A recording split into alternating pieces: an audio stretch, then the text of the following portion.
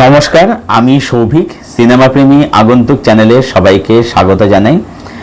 এই ভিডিওতে রিভিউ করব জিও সিনেমাতে স্ট্রিম হওয়া সিরিজ পেঙ্গুইন দ্য পেঙ্গুইন নিয়ে, যেখানে পেঙ্গুইন চরিত্রে অভিনয় করছে কলিন ফেরেল এবং সাথে রয়েছে আরও অনেকে। তো পেঙ্গুইন বিষয়ে যারা জানো তাদের তো বলার কিছু নেই, যারা জানো তাদের ছোট্ট করে বলে দিই যে পেঙ্গুইন হচ্ছে ব্যাটম্যানের গল্পের অন্যতম একজন খল চরিত্র। তো যারা দ্য ব্যাটম্যান সিনেমাটা দেখেছো তারা জানো যে সেখানে লাস্টে কলিন ফেরেল অর্থাৎ পেঙ্গুইনের একটা ক্যামেও সেখানে কিন্তু ছিল, এমন লাস্টে দেখানো হয়েছিল। তো এটা হচ্ছে তারই 100 আগের ঘটনা, যেখানে আমরা পেঙ্গুইনের গল্প দেখতে পাচ্ছি। তো সেখানে পেঙ্গুইন কে, সে কতটা ম্যানিপুলেটেড ক্যারেক্টার যাবতীয় জানতে তোমাকে এই সিরিজটা দেখতে হবে, যেখানে রয়েছে টোটাল 8খান এপিসোড।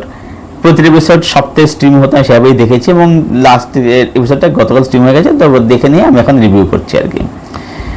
তো পজিটিভ দিক, নেগেটিভ দিক, আমার কাছে এই সিরিজটার জন্যে অনেকগুলো ভালো দিক রয়েছে এবং কিছু সামান্য নেগেটিভ দিক রয়েছে। তো পজিটিভ দিক হচ্ছে কি, প্রথম কথা হচ্ছে যে এর যে স্ক্রিন প্লে তার মধ্যে রয়েছে একটা ইন্টেন্সিটি। এটার মধ্যে যে ওয়ার্ল্ড বিল্ডিংটাকে বিউটিফুল এখানে কিন্তু হ্যান্ডেল করা হয়েছে। একটা ইন্টেন্সিটি আছে, একটা ডার্ক ব্যাপার রয়েছে এবং জিনিসগুলোকে খুব ধরে জিনিসগুলোকে এস্টাবলিশ করা হয়েছে। এবং স্ক্রিন প্লেটা কিন্তু আমাদের কিন্তু বলবো যে যথেষ্ট কিন্তু সিরিজের মধ্যে কিন্তু মানে কিছু না কিছু কিন্তু ঘটতে কিন্তু থাকে আর কি, যেখানে আমার কিন্তু দেখতে কিন্তু ভালো লাগে। দ্বিতীয়ত হচ্ছে যে এখানে প্রশ্ন হচ্ছে ব্যাটম্যান কি আছে এখানে, তো ব্যাটম্যান এখানে নেই, কিন্তু ব্যাটম্যানের রেফারেন্স কিন্তু এখানে রয়েছে এবং গথম সিরিজটা কিন্তু আমাদের এখানে এস্টাবলিশ করা হয়েছে এই সিরিজের মধ্যে।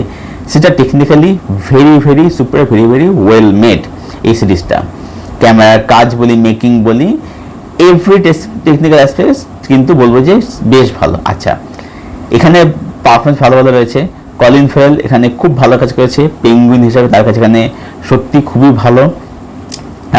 তার সাথে সাপোর্টিং কাজ এখানে বেশ ভালো, মায়ের সাথে কনফিডেন্সগুলো ভালোভাবে দেখানো হচ্ছে আর কি। তো এইগুলো সব মধ্যে সিরিজের মধ্যে পজিটিভ দিক যেগুলো বললাম। নেগেটিভ দিক যে সিরিজের মধ্যে সেটা হচ্ছে যে এই সিরিজে মানে অনেক জায়গায় কি হয়, অনেক সিন ভীষণ রকমভাবে রিপিটেটিভ ফিল হয়, ঠিক আছে, এই জিনিসটা হয়। এবং কোথাও সিরিজটা না একটু ড্র্যাক ফিল হয়, যেতে অনেকটা বড় রান টাইমটা একটু ফিল হয় আর কি। নেগেটিভ হচ্ছে এইটুকু আমার যা মনে হয়েছে। ওভারঅল বলবো যে পেঙ্গুইন আমার কিন্তু সিরিজটা বেশ ভালো, সিরিজটা আমি কিন্তু থ্রুআউট এনজয় করেছি।